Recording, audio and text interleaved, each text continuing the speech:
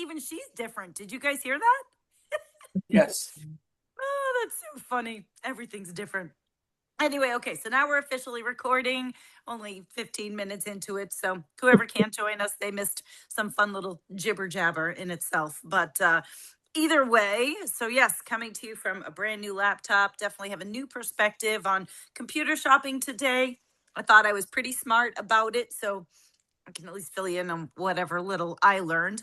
But I'll let Eileen go. So what we were saying essentially. Good night, Mimi. I'll see you tomorrow. um, so we were saying that there was color choices, and who knew that, right? So I don't know. I thought it was just I don't even remember that desktop had color choices.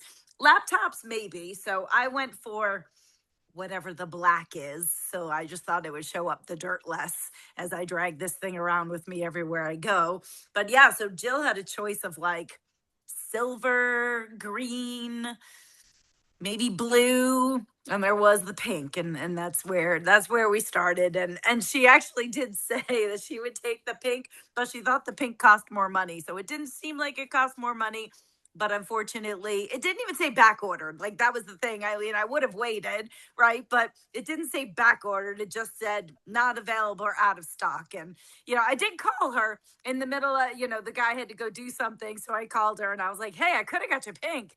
Um, and I guess we could have waited because her issue was not as urgent as this one, and it's not like you get any multiple purchase discount from Apple, unfortunately. But so be it. So be it. So, but yeah, so I So see. before I show you my latest pink project, that's my normal toddler colors. I happen to have been watching. No, this is so funny that you're talking about this desktop. I was watching a live today because whatever, just a knitting live, of course, because that's all I watch. And the owner of the store was saying her desktop crashed. She had to get a new one, and she Yeah, got do a you pink. knit, right? Do you knit, Right. And she Karen? got a Yeah. pink one. Yeah, And I she was got the like, pink one. and now you're telling the same story that yours crashed. So there must be something. And then, but she got the pink one. So maybe she bought the last. I don't know. Anyway, It was probably just the store, that I happened to be at that maybe potentially, had it sure, unavailable, which is sure. kind of frustrating, I guess, for me Right. in that sense. But yes, so alas, I could have waited. She opted for green. Now, of course, green Nice. are my farm colors. So we Nice. were breaking up, and I said, "Are you choosing green because you're choosing that for me? Because you can choose whatever other color, even there wasn't really much more very exciting." But yeah, so yeah, it was pretty funny. But then she wanted a specific keyboard because she wants the numbers on the right hand side for her Pardon? to be able to do her number thing. So the guy was like, well, I'm sorry, but the keyboard's not going to match everything else. I'm like, I don't think she cares. So when I told her that, she's like, why? Do you mean everything's green? I'm like, oh yeah, your mouse is green. Your keyboard would have been Wow, green. that's a new Yeah. thing. I don't know. I'm not getting a new computer, although I probably should. I have a laptop and it's in that goldy pink color. There's a name for it. And on my Rose, eye, isn't that the yeah, rose rose gold? gold, Yeah. and my iPad is also actually I really needed a new computer, but I also needed an iPad, so I chose to get the iPad. I want to tell you, between my iPad and my phone, for me, it really I almost never need to use a computer. Obviously, I'm not in business, but I will show you while we're on the pink topic. This Yes. is it's called the Idaho Sunset, and it's a t-shirt done in Oh. it's done in birdie, very, very thin. It had been in timeout for about 2.5 years, which is nothing unusual. One day I'm still gonna make this sweater that I have yarn from you all samples. I get to it eventually. But this was one of these things that it was a chart, and then I sort of forgot where I was on the chart. So did I want to like find it? But I decided this is my second one. I love the first one. So I found where I was, I separated for sleeves, and now it's just knitting. It's a lot of knitting because it's fingering yarn. So Mm-hmm. Do you know? So, what was the pattern? What's the pattern It's name? called the Idaho Sunset. It's Lamb and Kid. I believe it's a free pattern from Lamb and Kid. It's long sleeve. They have a long sleeve and a short sleeve version. To me, I have so many long sleeve sweaters when I have a nice t-shirt that they show, especially in a lightweight. So I would recommend it. The pattern is not, I mean, it's an intermediate pattern. For me, I initially struggled with it the first time.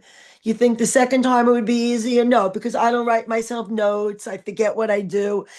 I'm getting better though. I'm starting to like really write on my patterns because why do you want to keep it neat? You want to have your notes. So if you ever want to refer back to it for whatever reason, you know what changes you made or what you had to So, are do. you saying that you knit one completely before, and then now this is your second one that you're doing?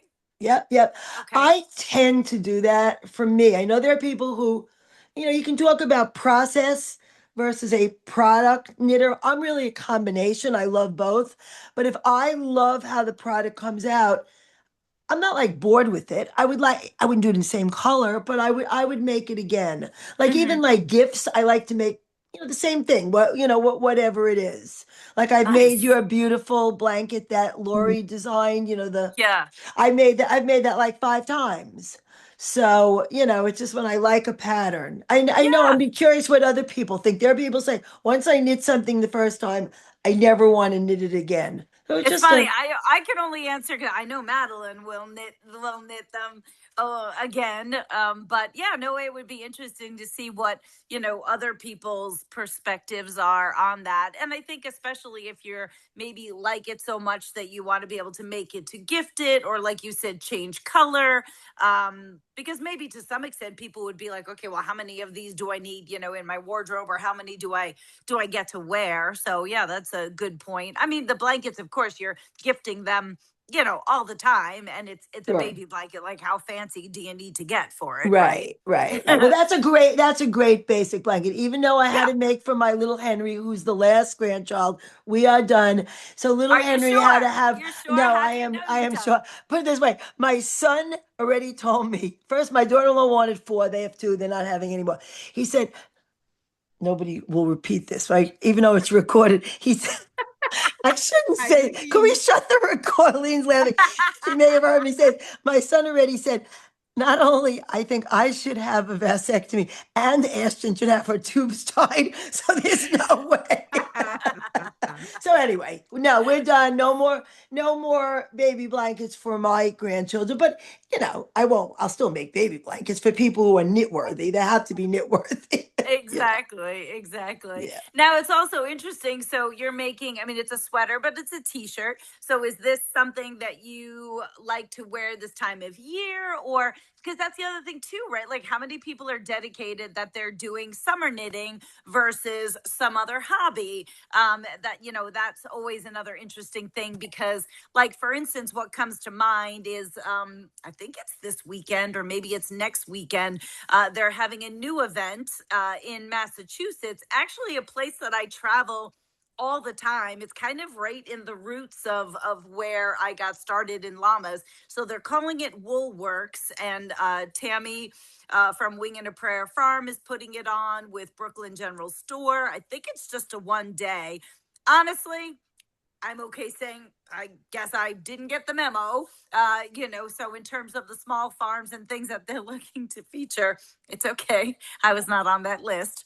And I'm we sure it was tried. an oversight. I don't think it was intentional. It's okay.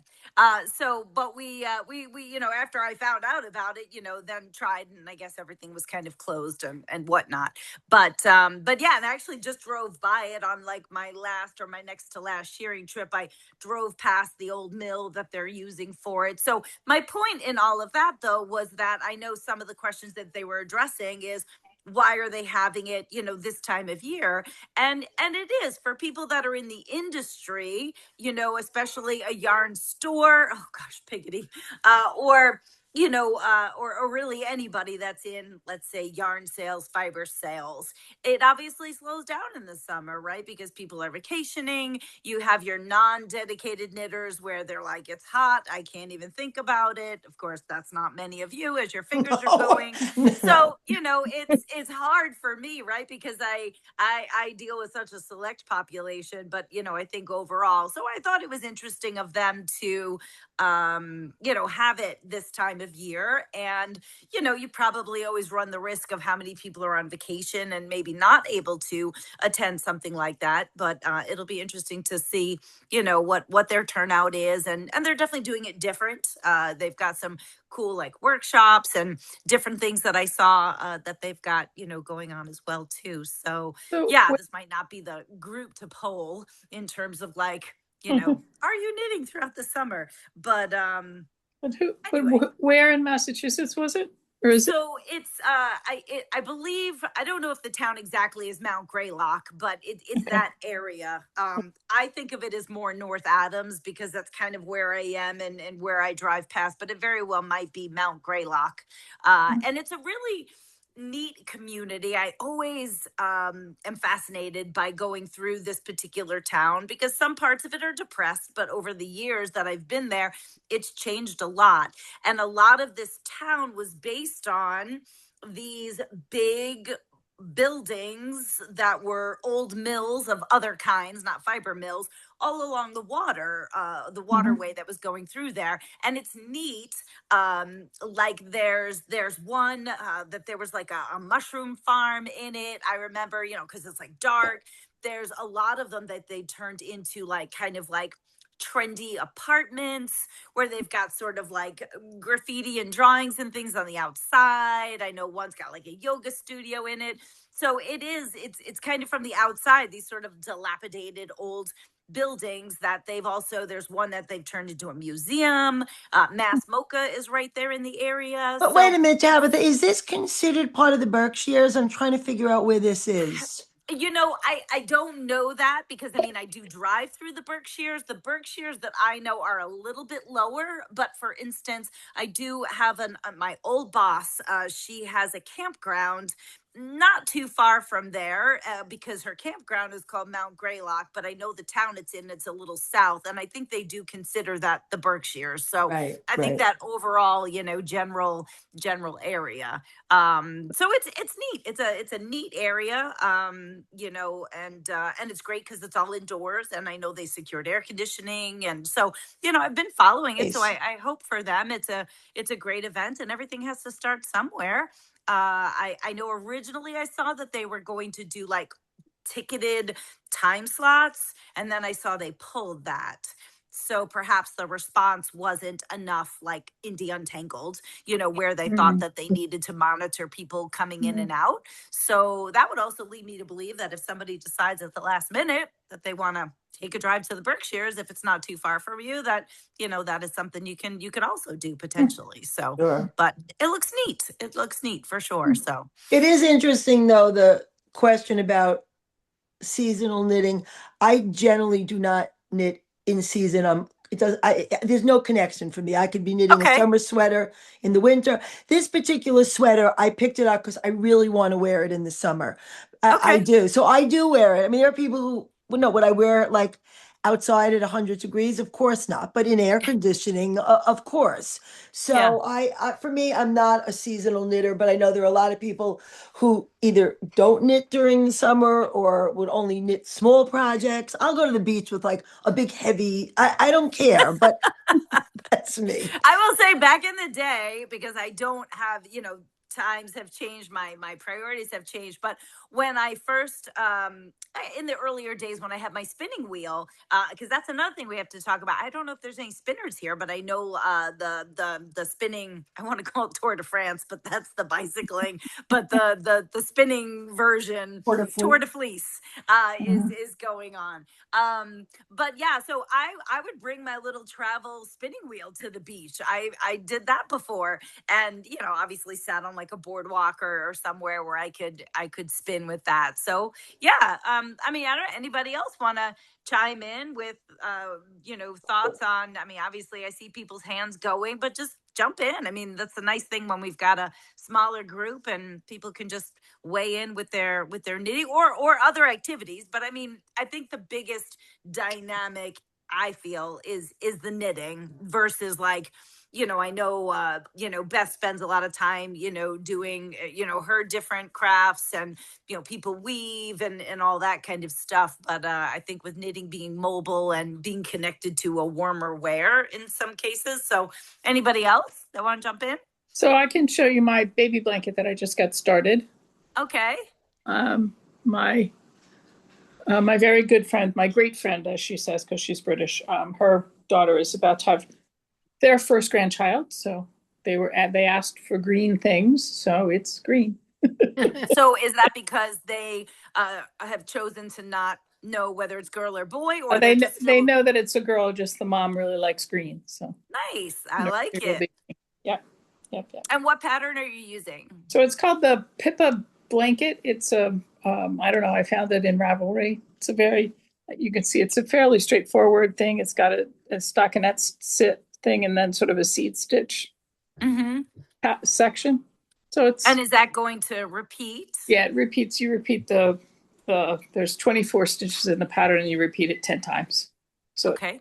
And it's a pretty easy pattern to kind of keep track of. Although I'm old fashioned. I know people have all kinds of ways of doing it, but I have my little book with my little check marks for every row.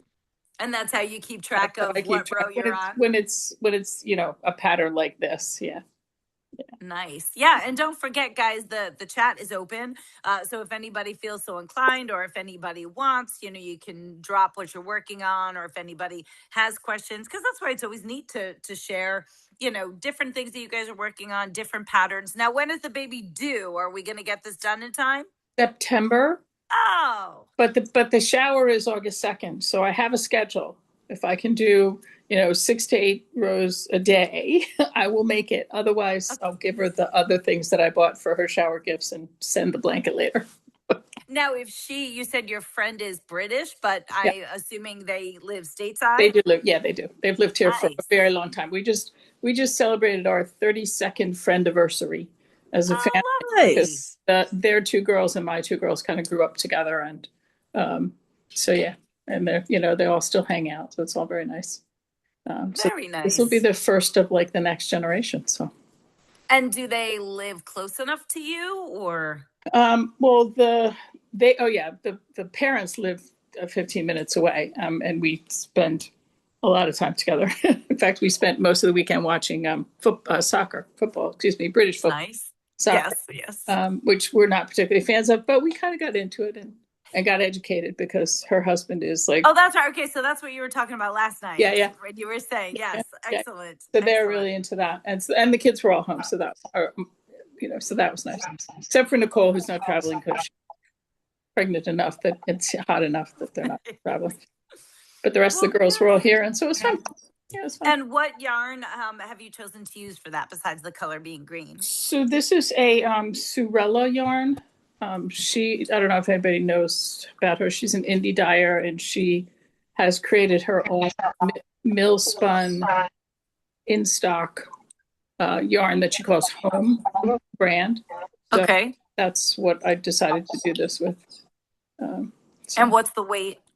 It's a DK weight. Okay, so that's not too bad. Yeah, it's not too bad. Nice. Yeah. So yeah. And what about for yourself? I mean, obviously you're knitting right now because it's project based. But are you generally an all year knitter? Yep. So I'm in a green phase, which is not my color. I have very little green in my wardrobe, but I seem to be in a green phase. So this is going to be a cardigan. It's going to be in pieces. Okay. I do the in the round stuff, but it's not my favorite. I prefer the pieces. Anyway, this is the back, which I have been working on off and on for a while now. It was in timeout for a while too. I had to take it apart. I made a big boo-boo and had to take it apart. So it was. Oh no! But I'm getting back there, so that's fine. So I'm working on those 2 things back and forth. Okay, nice. And then the cardigan will be obviously fall winter wear. Yeah, it'll be fall winter wear. Yeah. Good. So, so it'll be fun. There's I do tend to do a lot more yarn collecting than I do knitting, though, I will admit. Right. Well, everybody is kind of sorry. I'm getting a dog tangled up in a cord. Dixie, that's not very skilled. Oh, Jesus. Mm-mm. Where we have a she's literally got her belly. She's got front legs over the cord, back legs on the other side of the cord. I got a pig at my feet, and she is just staying here because she's not really sure what to do about the situation she's got herself in. So hang on just a moment here. Girls, what are you doing? Come here. Oh, okay, we gotta do a handstand. There we go. I literally just lifted up her butt into the air to get her over the cord. She's just like, all right, thanks. Did a little Papa Wheelie, and now we're good, right? Yeah, now we're good. All right. All right. So, anybody else want to chime in with what you guys are working on? I see those fingers going. So, come on, let me know. I will. Good. This is Ruth Ann. Yeah, I knit year round, but normally, like this time of year, I would be trying to crank out another summer top before it got past it. Mm-hmm. Except Claire and I are going to Canada in mid to late October, and we decided months ago we were going to knit the sweater called the loon sweater that has the loons across. It was a heated rivalry thing at the time. Yeah.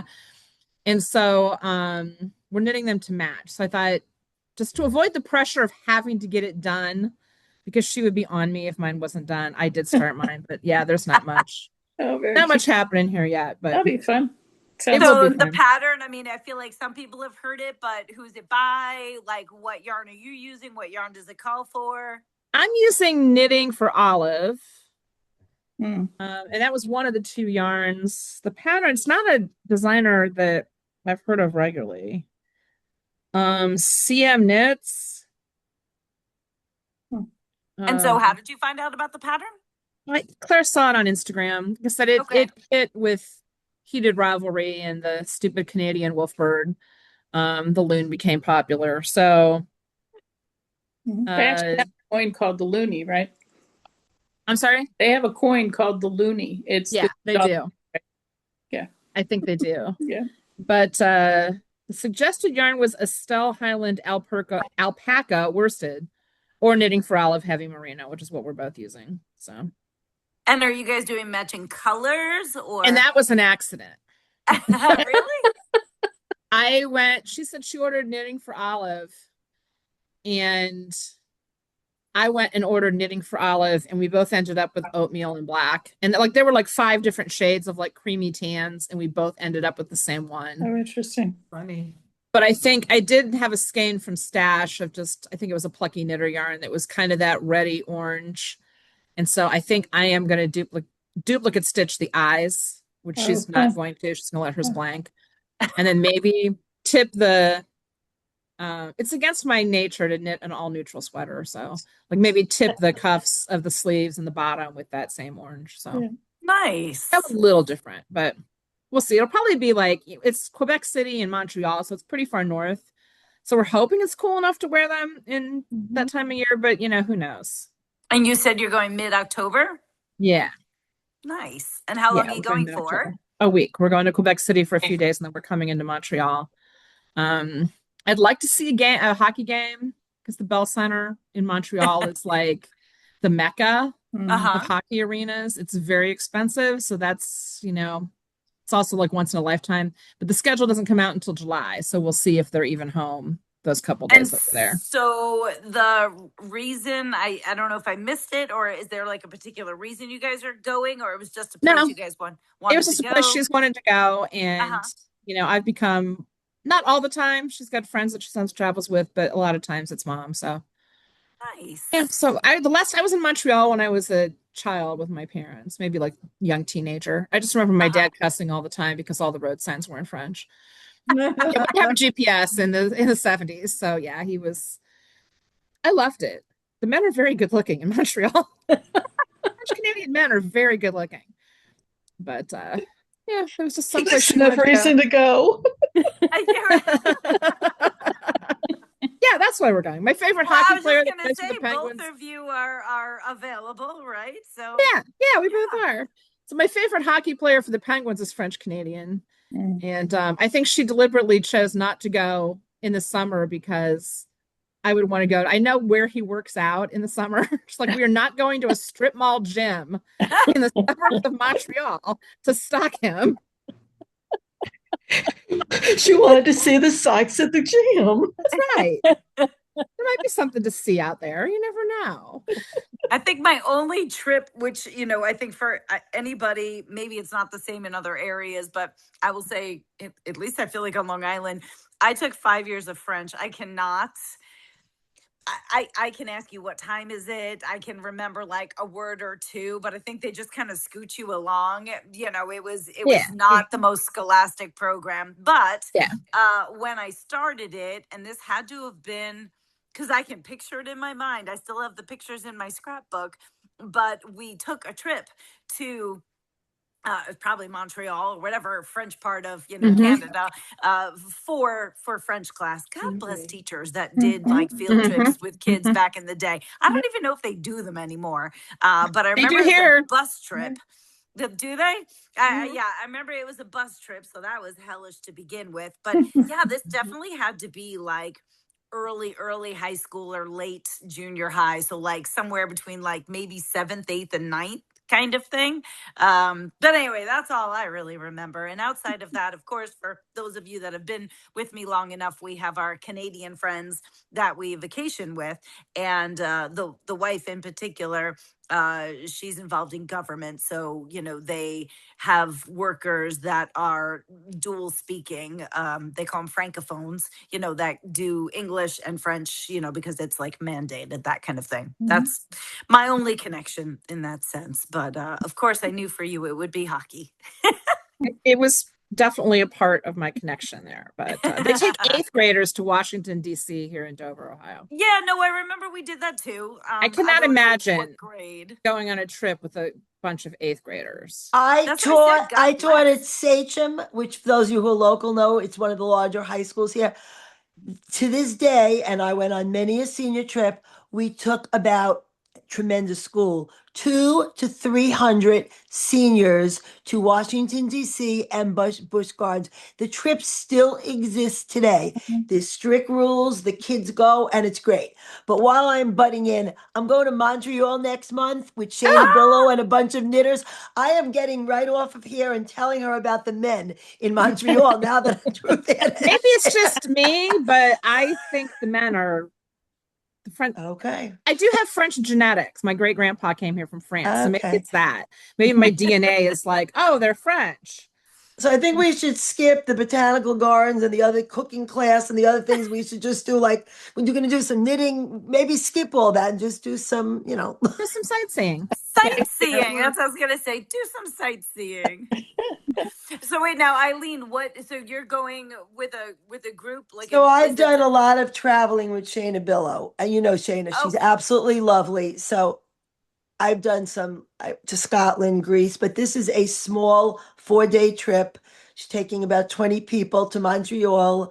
We'll be doing knitting. We'll be going to yarn stores, doing Montreal sightseeing, and it's the third week in August. So she does Nice. lovely trips, and she's such a wonderful teacher. Anyone who goes to Vogue, or she's all around, she does things online. I highly recommend. She is fabulous, and her trips are is. fabulous as well. Does she She just go really is. under her name, or does she have a business I think name? Shayna. Oh, so you don't know Shayna? Below. Why She do uses I? her name.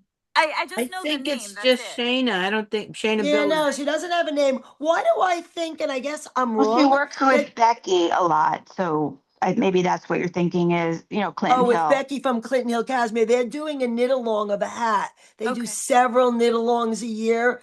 Well, Clinton Hill does. That's Rebecca. But Yeah. she, why do I think, but I guess I'm wrong then, Tabitha, that you had Shayna Billow as one of your guests early on your, No. That no, was Knit okay. Collage. Okay. But I want to tell you, reach out to her, Tabitha. Yeah. She's someone she would, I I'm have a sure pen. she She's does a great. knit along that first week with a hat or a cowl or something. But I bet if you reach out to her, she would be more than happy to be one of your guests. And Helene, anyone who knows her would say she'd be a She's a wonderful doll. guest. She's She's really Well, a and lovely. do me doll. if you can. I came unprepared. I feel like a bad student. I don't have a pen, but I know we're on text. So do me a favor and shoot me a text if you think Sure. about it. Yeah, I with would her love that. information. It's just Yeah. Shayna Billow, Bilow, but I will send it to you. And Thank you. yeah, reach out to her. I mean, you could say that, I told, doesn't matter. But she's pretty much well known in the industry. She's from New Jersey, so she's pretty local. She comes to Vogue. She teaches at Vogue. She Yeah. teaches Yeah, a like lot I of said, I classes. do know her name. I just Yes. honestly I can't picture Sure. her face. Sure. I'm sure I've Sure. maybe seen her. She's best buds with Keith Leonard. Yes. They do a lot together. Yeah. And he's Nice. great too. I've done a class with him too. He's great. They teach on Yarn Smart. Is it Yarn Smart? They teach on something. I don't remember, but Yarn yeah, they Smart teach is on one of something the together. platforms. What is Yarn Smart? This is so It's good. I like the knitting focus this evening. It's nice for it to not be on me. But what is Yarn Smart? Now I feel stupid. It's Like you would it's never a think I'm in knitting this platform, industry. and it's mostly classes and stuff. Oh, okay. So wait, and what kind of a platform is it? It's called Yarn Smart. But is it? Website. I don't know. Is it an app? Is it a? No, it's a website. Okay. And I whose think is the it? woman whose name is her. I think her name is Beatrice. It's Beth is it Beth Beth. at Yarn It begins Smart? with a B. Beth at Yarn Beth. Smart. I knew it began with a B. That's as far as my names go. All right, interesting. And so is it a platform where they just do online classes and things like that? Does I think anybody else know about this, or is this new for anybody else? Am I the only one that It- lives in it- my me farm too. bubble? I get emails from them. Yeah, Okay. and I know one of the classes that I took is on the Tunisian crochet with the woman who wrote that book. I forget her name. Tony. Yeah. This is Tony. Yeah. Tony Lipsy. Yeah. So, Yeah. Oh, so that's interesting. So how long has this been around, this Yarn Smart? I don't know. I don't know. That I don't know. I Yeah, think I've it's never heard of it. relatively new. I mean, I heard about it over the last year or two, so I don't know. It may just Well, I heard about it through Keith Leonard. okay. Right. Yeah. Well, good. Well, then I'm glad I'm not the only one. And, that's the fun stuff about this is that's how we all learn about different things. And, for me, of course, too, like I always say, I mean, the world could be blowing up and I would really have no idea, especially during shearing season. So, for me, this is just sort of like my reintroduction, to the world and to people, of which I'm happy to rejoin. So sometimes I feel a little bit behind the times. So it's always nice to know, again, of what's happening and what everybody is doing and what's going on. And I love that people can share, different things like that. So, I mean, so Catherine, Katie, I know I was good because I see your cat. So it's not something you're familiar with either. No. No, me neither. Priscilla, no. Good. Yeah. So it's good. Amy, It's do good. you know of it? No, I'm just looking it up now. Great. But I never heard of it. Awesome. Well, good. That makes me happy. We heard about then. it last year, Nice. so it might not be too old. All right, cool. So Yarn Smart. We'll have to Do check you that want out. me to send you? Do you want me to send you the latest email I got from them today? Yeah, please. I mean, What's your anything you guys What's can your send my email way. address? Oh God, it's a whole long darn thing. Where do you want But it to no, go? you know what? Just drop it to me. I know on social media we're connected. Drop it to me on that. It's probably just easier. Okay. Otherwise, yeah, because my email is tabitha@liyarnandfarm.com. If you can manage to spell all of that, my first name being the biggest problem. There you go. Okay. But yeah, no, thank you. That'd be great. I appreciate it. Okay. It's always good to get new things for sure. So excellent. And so I know I've got other busy fingers. So who knows what else we're going to get out of it. So who else wants to talk about what they're working on? Yeah, Meg. I'll go. Yeah, go, Amy. Well, I'm working on it's a Samantha Guerin. It's called the Early Light. That's pretty. That Yeah, is pretty. It's hard. It's got a lace yolk. Oh, okay. It took me forever to just get through the yolk. So But I'm who's now the just on the body. It's designer? Samantha Guerin, Uh-huh. and the Okay. yarn is Life in the Lawn Grass. Is that the recommended yarn or that's what you chose? That's just what I chose. Is it what Is that weight? okay if I have it at that volume? I think it's fingering. I do it on Knit Companion, but my Okay. Knit Companion is on the What- same PC I'm using or iPad that I'm using for What's this. what's the pattern called? Do you remember? It's called Early Light. And is it a sweater? Yeah, it's a pullover, and it's for Arizona, it's a lightweight, so I'm Yeah. pretty sure it's fingering weight. And I Okay. love it's like a periwinkle kind of Mhm. purpley. I really Yeah. like it. Yeah. I'm a fan of And purple, so is My it next all project though is going to be the Rhinebeck sweater. Even though I'm not going this year to Yeah. Rhinebeck, I don't know. Have you guys seen the? She just Yeah. released the Andrea it. Mowry, and it's really cool. I mean, I different. Yeah. now yeah, and I haven't seen that yet. So what is the name of her new release? Antipodes. I think it's probably like the one or two most popular on. You know how when Ravelry has like the patterns, but I mean, last year I met I saw you guys at Rhinebeck, and I wore the Ooey Gooey was last year. Yeah. Yeah. I'm not going this year, but I like the pattern, and I'm going to Flock in 3 weeks out in Seattle with like 10 of my friends, and so we're all gonna like try to get yarn there for. So now what I know I've heard of it, but so what is Flock? It's in Seattle. Okay. And it's run by there's a store on Bainbridge called La Mercerie that the owner of it but it so I think this might be the third year. So the first year, it was not as big. It's now at the Seattle Convention Center. I mean, they have probably, I don't know if it's as big as Vogue Knitting Live, but for me living in Arizona, it's about, the not a bad travel to Seattle. It's only a couple hours. And so a group of us from Arizona all decided to go. And it's like July 31st, I think, is the first day. So I'm excited about that. I know I've got my eye on that. I've been trying to figure out it hasn't worked each year because I have a business thing that happens around the same time. So it's been overlapping. But I'll finish with that next year. So in 2020, Yeah, I will be I there. can report back. Yeah, report back and see if it's worth it. But it looks great. I mean, It looks fun. Yeah. So I see a lot of the indie dyers that I follow on Instagram tend to go They're there. even from the East Coast, and to go out there because it's a pretty big. It's I think it's probably, I don't know if it's size wise in terms of attendance, but I think it's kind of they think of it as the West Coast kind of Rhinebeck. Yeah, that's what it was started as. Yeah. And we're going to go to Bainbridge Island to Lemon Kid, which is what I lead. Oh Yeah. my God! I was there. I've Yeah. never Oh my been. God! It's Yeah. the most So we're fabulous. going to take a day and go over there, and we're going to do some sightseeing. Do some of the Seattle sites. So it's not all knitting, but there's 10 of us, so I think we'll all be going in or groups of us will be going in different directions. It just grew to be changing. Oh, sorry, there's a plumber here. I just moved, so I'm gonna. Oh, okay. Stop.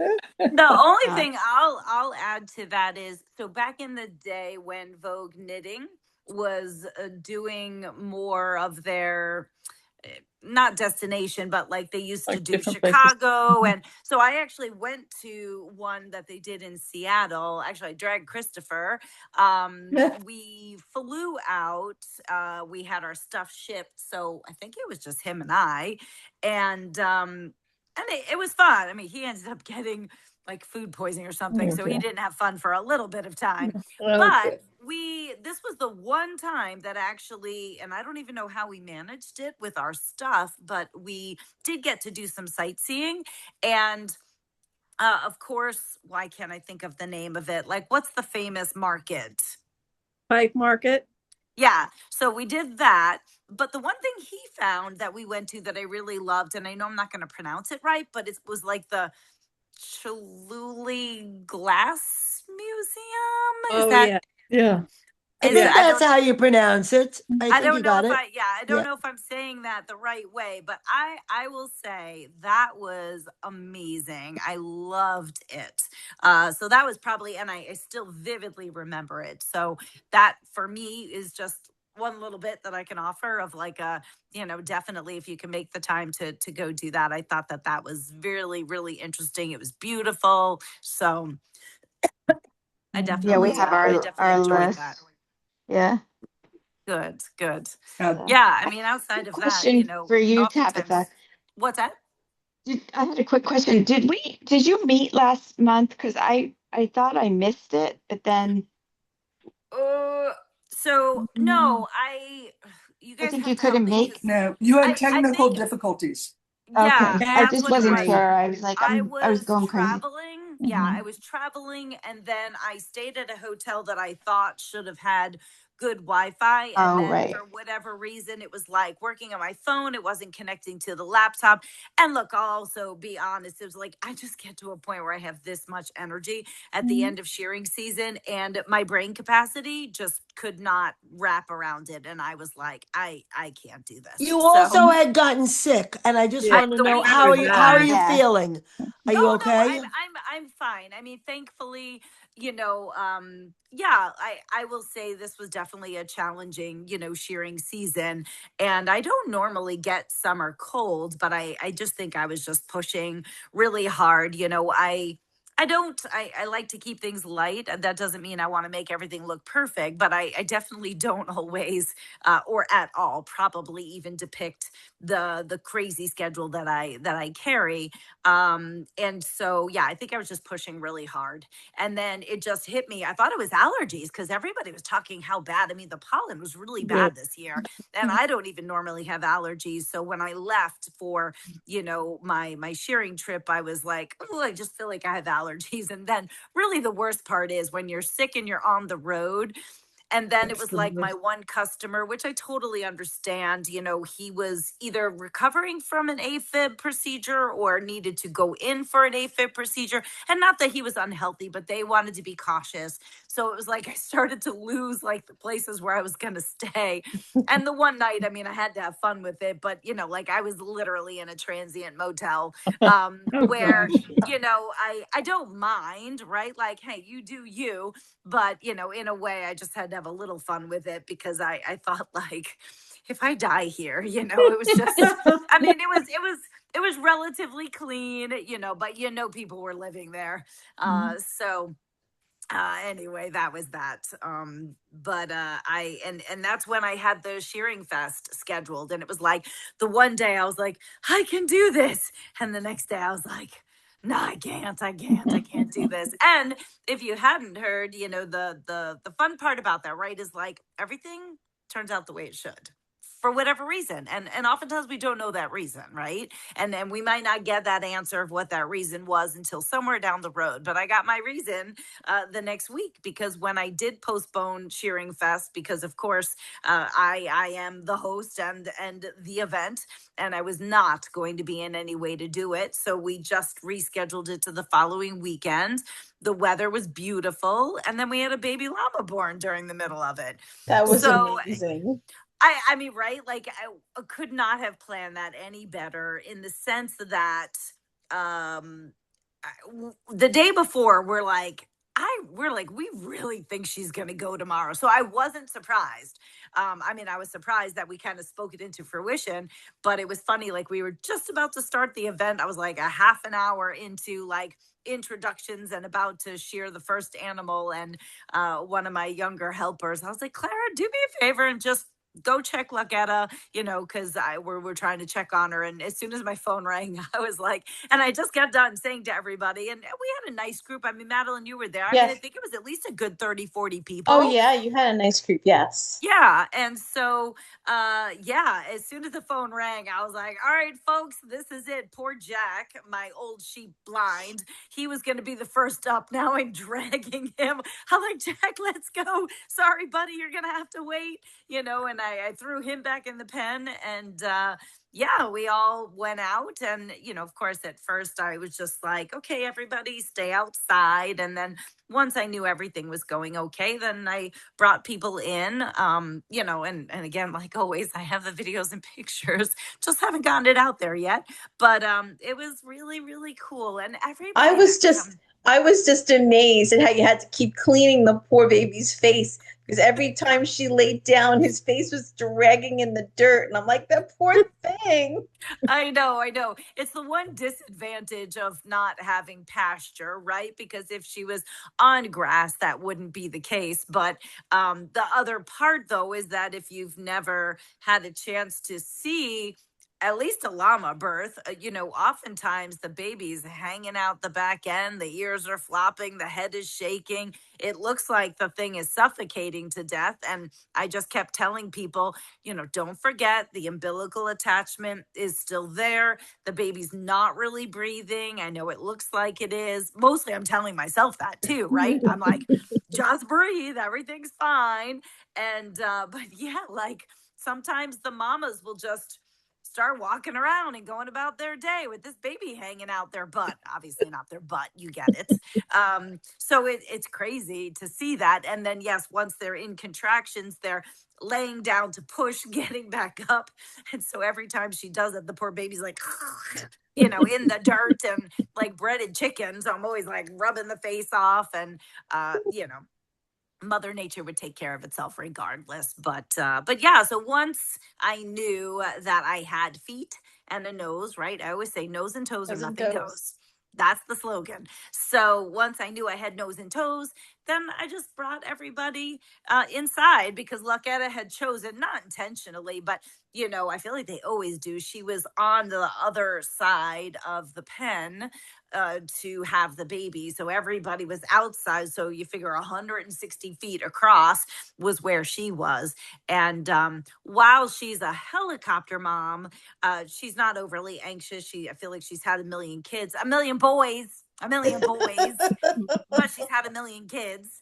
And so I just let everybody come in. And, again, I really have to say, all of the people that come to our events are so polite, so respectful, so special. So I really didn't worry about people acting unaccordingly to what they needed to do or anything like that. So it was never a worry to me that way. So it was really nice to bring everybody in, and it just took a damn long time. And it was like she was taking a long time. And then really finally towards the end, I was like, all right, I'm helping this along here, girl. But I think she was looking for that help. Whereas, Tesla, who had the baby earlier, she had that baby and that baby was up and standing in a half an hour, so it's always interesting, just the difference, I guess that way. But yeah, so all of that to say that yes, I've recovered fine, and we just roll with what we've got and what the season brings us. So it turned out to be a successful event, regardless of the cancellation. We had a nice attendance. The weather was great, so I certainly felt blessed with that for sure. And now we're gearing up for our open house, of which, of course, unless you're local, which that's the only thing I will say, and I still need to reach back out to her. But one of my adopted, one of Yahtzee's llama moms, who was in Connecticut, actually came for the shearing event. So that was super nice. I feel like whenever people make a trip from out of the local area, I always feel so honored about that. So that was really cool. You got to name the baby. Well, yeah. So, and actually, of course, Jill, my cruise director, right, Julie from the Love Boat. So I do still have, and so I will say, from the shearing event, we did have a name the baby box, and people could put in their suggestions. They did not understand the assignment, so that did not work quite so well. So then we did put that out in the newsletter that went out maybe 2 weeks ago or just prior to the gathering. So we did get a bunch of email suggestions. I've not gone through them yet. I mean, essentially, I just got home, July 1st, and I've been working on a little bit of shearing, honestly, regrouping, just really kind of laying low. I sort of take a week to kind of get back into the flow of things, and here we are. So we do still need to go through the suggestions that many of you did email. So I will say it's not closed. And just like we said in the newsletter, so if anybody does have baby suggestions that they want to still send over to me, please feel free. And so always best, I mean, I'm keeping the chat open, but don't drop anything in there. Please feel free to email. Again, we actually have quite a litany, right? Because I feel bad. We've got them, Mimi just calls them baby one and baby two because they're both boys. So we've got baby one and baby two. And they look very similar too. They do. Yeah. I mean, similar-ish, right? Yes. I mean, because although, I could say, because they have the same dad, but interestingly enough, well, when we had Roger, we also had Gilly, and those were both Stewie babies, and they were different. So, yeah, it is always interesting. Roger's mom was Franny, who was all white with just a little brown on her tail, and Stewie basically we had a white baby with brown cheeks and that was it. Whereas I feel like more often than not, he does tend to stamp out his reddish color. Obviously with Lucketta, this is their third child together. And they all look the same. I mean, that's almost kind of like if that baby came out anything other than red, I'd be like, now whose baby is that? You're almost kind of guaranteed when both mom and dad look alike. But with Tesla, that was, interesting to see those colors still push through that. So yeah, so Tesla's baby is darker, definitely more black points, I would say, like a Doberman, kind of like a reddish color with black points.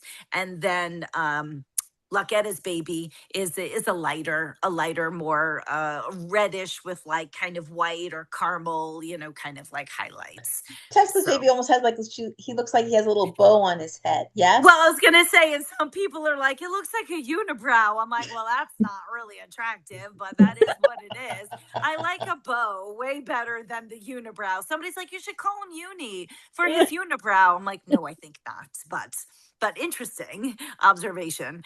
So yes, he's got a white band across his forehead.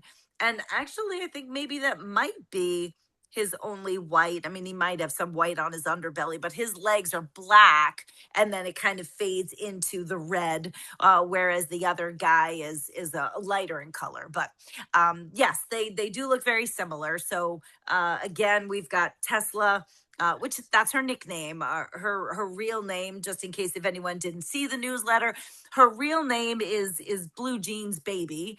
And then of course Stewie, which I'm only sharing this. Does anybody remember Mad TV?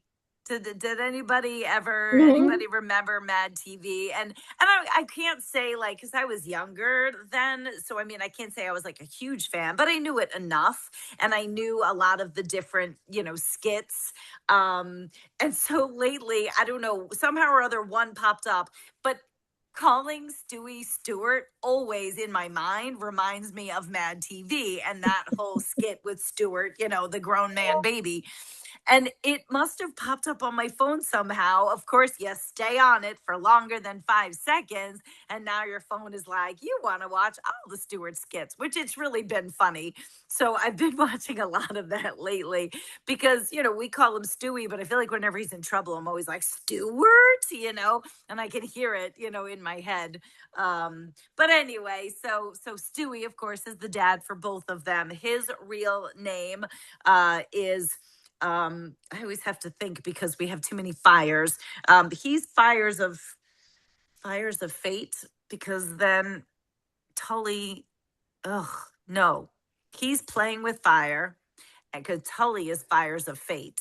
So, don't forget, we've got our barn names, our nicknames, which is really all we're looking for right now. And then we've got, their show names, which so both of these boys will have something with fire in it to be able to carry that on. And then also, so to not digress too much, but then we have our new bunny, which again kind of came right at the beginning of shearing season, so kind of probably like flew under the radar. But I had already secured a new Angora rabbit to kind of start our season because we had lost Mozart. And then I knew Chopin was getting old and we had an opening. And then, really, before we got the new bunny, then we had lost Chopin also. But, both were just a good old age, and that's really all. So this time we got this new bunny, and then I'm going to wait a couple of years before I get another one so that I've got a little bit of alternating ages, because it's always hard when they're kind of the same. But he needs a name too. We just call him Booney because Fluffy. No, you're killing me. I can't do Snowball. I can't do No, Fluffy Puffy. That's what you're saying. I think is cute. You got Actually, to stay in with little... the conductor, the composers from the 17th century. Well, and that was a naming suggestion from social media all those years ago. Somebody suggested Mozart, and I don't know why. I was like, I like that. And so the gray guy was Mozart, and then the other one became Chopin, and that's kind of how it happens. It's just something has to strike it with me. It was cute on one of the first programs that we took the little bunny to. There was a little girl at the program. She wanted me to name him Pom Pom so bad. And so I entertained that for the day, but I just can't do things like that. I can't do Snowball. I can't do Pom Pom, and I know it's fun, right? There are other farms that do some do meat names, weird names. I follow this one girl. I don't know why, because now it's really annoying the hell out of me, because now she just gets new animals for entertainment for her social media, I think. And but she's got really funny names like Toenail and Spatula, and just ridiculous off the cuff names for her animals, which is really funny. Bunny Fufu. No, I'm not doing that either. I have the chat open if you guys don't. Helene, it was great to see you. Thanks for being with us. I don't know if you left already. So anyway, thanks, Jillian. Now I'm singing Little Bunny Fufu in my head. Was hopping through the forest. Yeah, those are reasons why I can't do that kind of stuff. Like I said, bad enough as is, I've got Stuart from Mad TV in my head when I look at Stewie, and I don't even remember how we came up with that all those years ago. So anyway, and if you don't know the joke, I mean, we call him Booney because Mimi, her U's come out as double O's in her Spanish accent, and we learned that early on when she was trying to tell me that she had a tattoo of a skull, and she kept saying school, and because she did a lot of stuff with marine animals and water animals early on. In one of our first early conversations trips together, she kept saying school, and then I realized she meant skull. And those are always just the funny things of her and I laughing all the time. So Bunny is Booney in the early days, and now literally Jill, myself, even when we text, we all just text Booney. So there's no more Bunny around here. It's all Booney. So anyway, yeah, so he's a cute little guy, and we got him from a local breeder that actually I got my very, very first rabbit from, who we named Fraggle, from Fraggle Rock, because we thought it was, well, actually it was supposed to be a boy. It turned out to be a girl. But regardless, the furnishings on the ears, it looked like the girls from Fraggle Rock, with their ponytails out the top of their head. So that was Fraggle in the early days. So please feel free to still drop emails. Or those of you, which if you're not, I think everybody's on text with me. You can text it. Just don't drop it here because I'm not going to retain it here. But we'll be hopefully rolling through that at some point and getting some good suggestions, I hope, of being able to name these animals so they can move away from Booney and baby 1 and baby 2. And then we do have, hopefully, if all goes well, we've got 2 more that are due in the fall. Actually, just this week, as I was kind of making my okay, need to regroup, and I went through my calendar and looking over everything. So I do have to write down their due dates, but we've got Franny, who I mentioned was Roger's mom. That's from 2 years ago. And then Sevi, who Carol and I co-own. And this will be Sevi's first baby. So they are both due in the fall. Both of them are white mamas. But they both got sent to Carol's farm to be bred to her males. So Sevi, we bred to her new male, Vercelli, who's just a big, very plain color, but a big brown llama, very tall, very stretchy. And then Franny, I bred her to Hailstorm again, which is Appa's dad, because generally when you breed Hailstorm to a white llama, you do get a gray. That seems to be a little bit of the trend. I'll probably get a white llama, but we hope. I mean, just because it's always fun to get something a little different. Because Franny's, I can't even remember her first baby now. Was she Gracie's? No, Gracie was Georgia. Gosh, I used to make fun of Carol when she would have babies and she couldn't remember who they were, who they came from, or anything like that. I'm like, see, you have too many. No, it's not about that. It's just about being old and you can't remember. I thought you tried to not have llamas after the summer. No, I will say I don't mind it. It's not, I don't like them too late. So these girls, I hope, are due September, because October can be a little crazy. And also in October, then it does start to get a little cooler. And not that that's a problem. My biggest thing, though, is and we were just talking about this last night with our Llama Mama group. It's just that then winter comes and then I'm not outside as much. So I feel like they don't always get as much attention. The only advantage, interestingly enough, is if the weather does get cool and we have to blanket them, that gives them lots of desensitizing, which I do like that. Then they're used to being handled. They're used to being caught up. They're used to having a blanket put on, and all of that's great, but we're just not spending as much time outside. And there could be some science to the fact that they are not getting as much vitamin D. That's also another concern for certain people in different areas. So it's been a little bit since I've had a fall crop. The part that's going to be more inconvenient for me is because of spacing. Having the 2 babies in the late spring, I guess, and then having 2 babies in the fall, I'm hoping they can all kind of be together, and then I'll have to see when they're all going to be able to be weaned, because I don't have 2 baby areas. So that's really my biggest thing that didn't really work out as well as I would have liked. So I'll have to look at that when the time comes. And I'm trying to think too, Sevi would have been 2 in May. And then Franny. So it was probably also a matter of timing of when I could get them to Carol's and stuff like that too. Carol doesn't love breeding in the summer. It's not an ideal time for a lot of people. I don't mind it, and I have the time to pick and choose when it's cooler, for the girls. But, for somebody who is hosting or having animals from the outside at your place in the summer, there's always a concern or a liability, especially when we have the heat like we had last week, kind of thing. So yeah, there's always just different things to look at, for sure. I think my latest I ever had was an early November baby. That's definitely way later than I would like.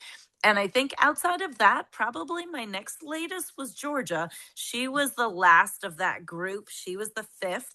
I had all boys, and then I had her, and she was I want to say it was like October 13th, so it was kind of like mid-October, but they were all coming late. So she wasn't too far off of like the rest of the boys. So that was a cute group that we had that year. That was Oliver, Stewie, Georgia. Ugh. Isn't it funny? It's like those three I can remember, but there were two others. Actually, I think that was Caden and Obi. Caden and Obi came a little bit earlier, and then the last three came. I'm pretty sure that was that group. Of which, yeah, because I'm sorry. I was no, thinking about you last week with the heat. How do you keep your animals cool? yeah, no, that's a great question. Obviously, they're not coming inside in the air conditioning, right? And I don't have ideal circumstances here because, meaning, not all of my pens do I have access to run water to, like a sprinkler, and not all of my pens have access to electricity. So, for instance, like the sheep, we were able to run an extension cord from the pool area. We gave them a fan this year, probably for the first time.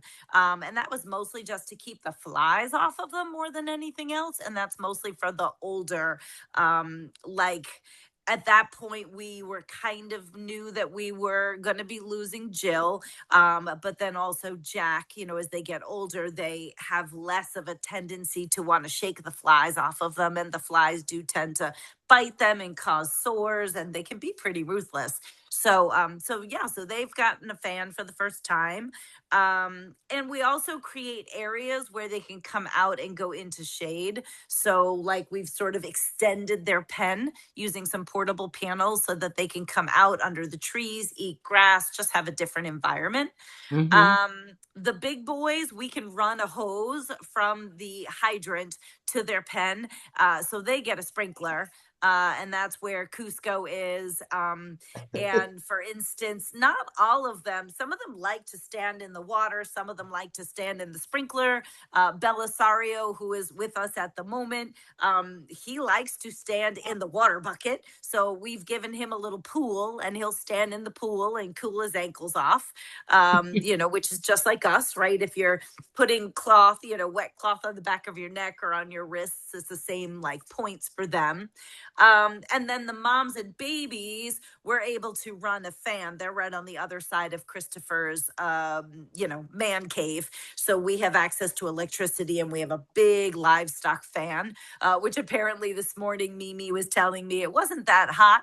But Layla ran over to the area and was like waiting for her fan because she loves the fan. And the fan, again, helps to keep the bugs away. So even if it's not about cooling them off, it's also just, keeps the flies off of them. So the last two pens, unfortunately, they don't have any resources.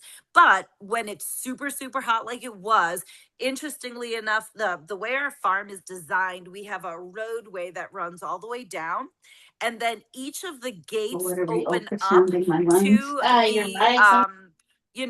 the length of the aisleway. And then so we can create sections so everybody can come into the aisleway where they get excited because they can also help us weed. So any of the weeds along the sides of the fence line, they eat all that down, which is perfect. And then there's shade there too. And there always seems to be a nice breeze. So we do that. And that's all we can do, and I mean, if anybody really needs any extra attention, of course we would do that. We also do put electrolytes in their water. So that's much the equivalent of us drinking Gatorade, or like I like my element packets to put in my water. So giving them a water source with electrolytes, and also a clean water source in case somebody doesn't like it. But they generally do gravitate towards the bucket that has the electrolytes in it. And actually, for some of the other girls, we have to have multiple water buckets, of course, but that's also mostly because some of them, if the bucket is on the ground, they like to pick it up and flip it over and then stand in the water. So they make their own water puddles. Lucketta is very famous for that. And when it's super, super hot, I think any of them get to be pretty creative with, being able to do that. And then the other funny thing is, of course, we do have fly spray. Now, we don't have time to like catch up everybody, but each pen has an area where they can come into by the gate and we can close them in an enclosed area. So anybody who's willing to come in, close the gate, and then we just kind of run around and fly spray them. Some of it's like target practice, like as they're running, you're like trying to fly spray them. But some of them, I don't know if they think it's water. Like, I don't know what they think it is, but you don't even have to have them in the enclosed area. Like Lucketta, she loves her fly spray. Pearl, who's, a baby, she's 2. She loves her fly spray. So the boys, Tully, Munson. So I don't know if some of them equate to what it is or they just think it's water, but some of them are definitely much more obliged. And then others just run away. And I'm like, look, it's survival of the fittest. If you can't figure out, to potentially stand for it, then that's on you. That's for sure. So that's kind of the interesting thing. That way, I guess the way they all look at it. So that's what we do. I do get lots of calls from customers, that have concerns and things, and really for the most part, most everybody is able to provide for their animals, sometimes in more ways than I can, in terms of having like running water and electricity and stuff like that.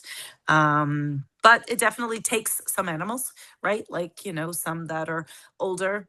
Interestingly enough, if you have babies that are born during a hot spell, usually like the first 3 days, they are super sensitive to not being able to regulate their body temperature. And they also don't know to get in the shade. So you do have to be careful, if you have babies being born during any type of a heat spell that way.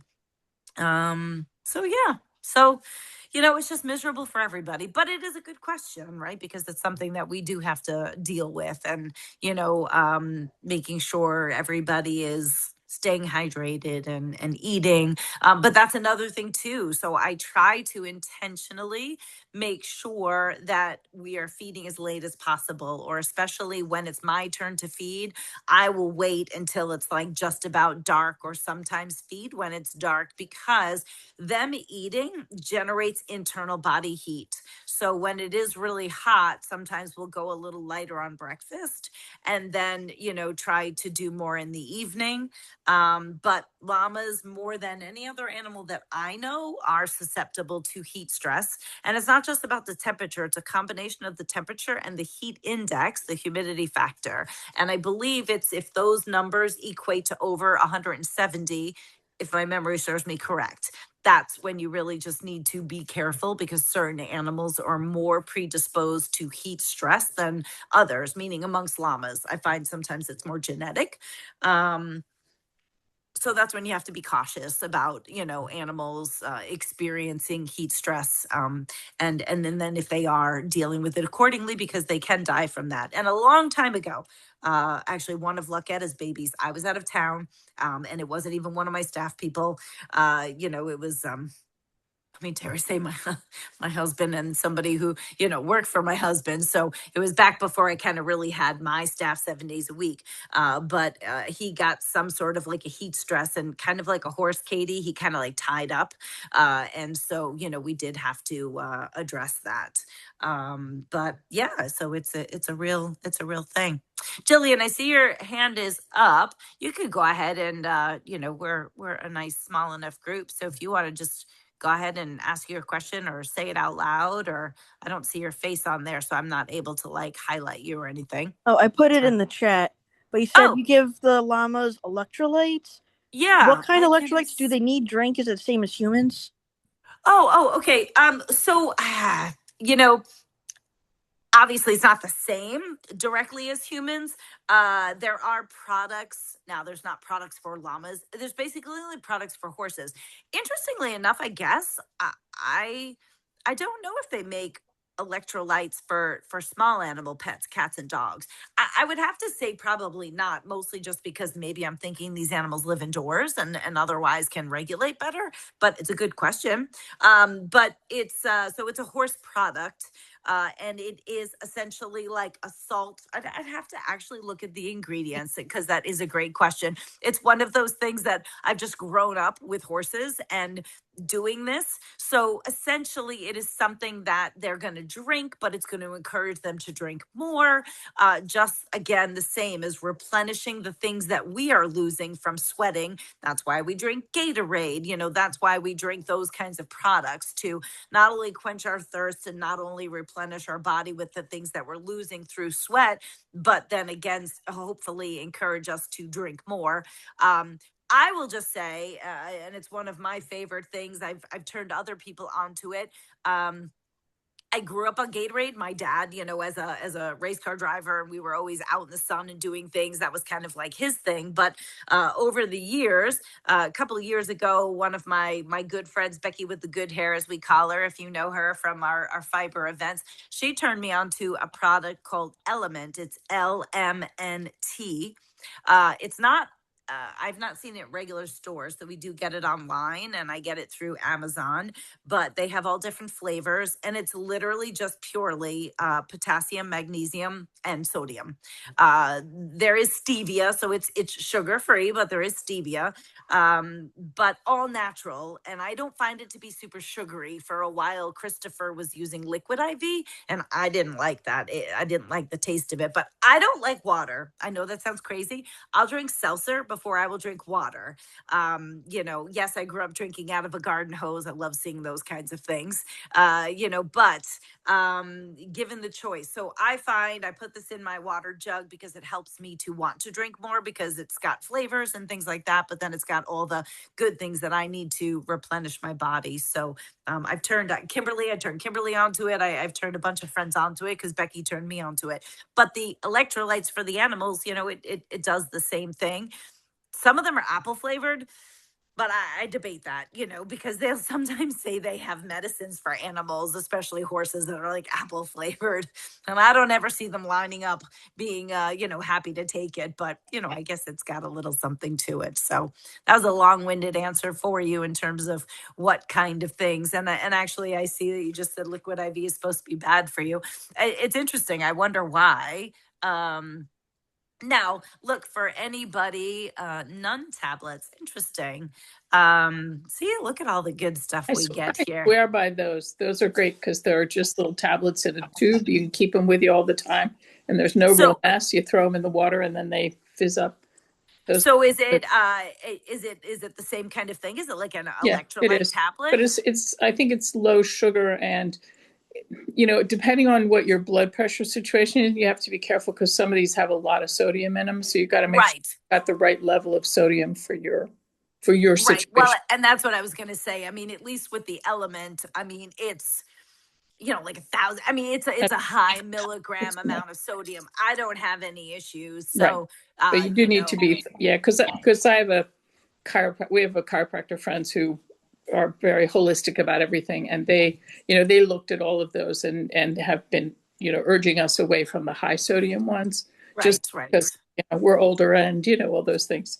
So we're not running around outside like you are. So it's different. So you do have to, but do think about check with somebody when you're. Yes, no, absolutely a good point. And and I also think it depends on like how many times, how much, like I've heard of people like drinking multiple packets or something in a day, and that's ridiculous. I mean, I fill up a huge jug and I just put one packet in it, and oftentimes I don't even get through it, but I try. But that's good to hear as well. As far as that, I've not heard of that particular product, but I do swear by it, just in the sense of something, because otherwise, if you ask me to just drink a bottle of water, I'm like, meh, I'd have to be really, really hot to really want to do that. So I find it as like a good encouragement, since drinking water is supposed to be good for us anyway. So, but yeah. You can get those tablets on Amazon. I order them, and they taste better to me than the liquid IV, just because I taste the salt when I drink them. Yeah. But, and for me, the liquid IV, which like I said, I don't do that, but for me, the liquid IV tasted so sugary. Right.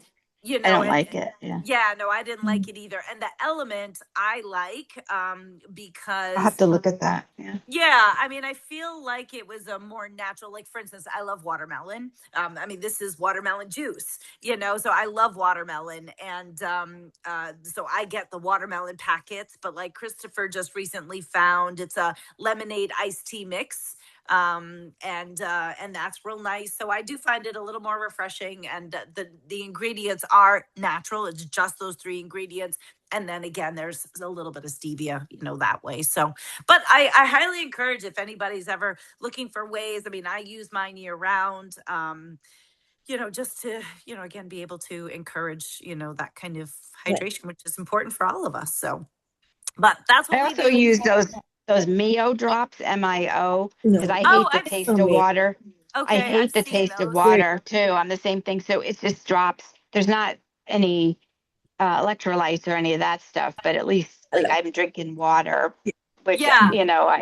I hate water too. So I feel like the kids for a while had these, or Jalen, who did some work with me, she had these water bottles.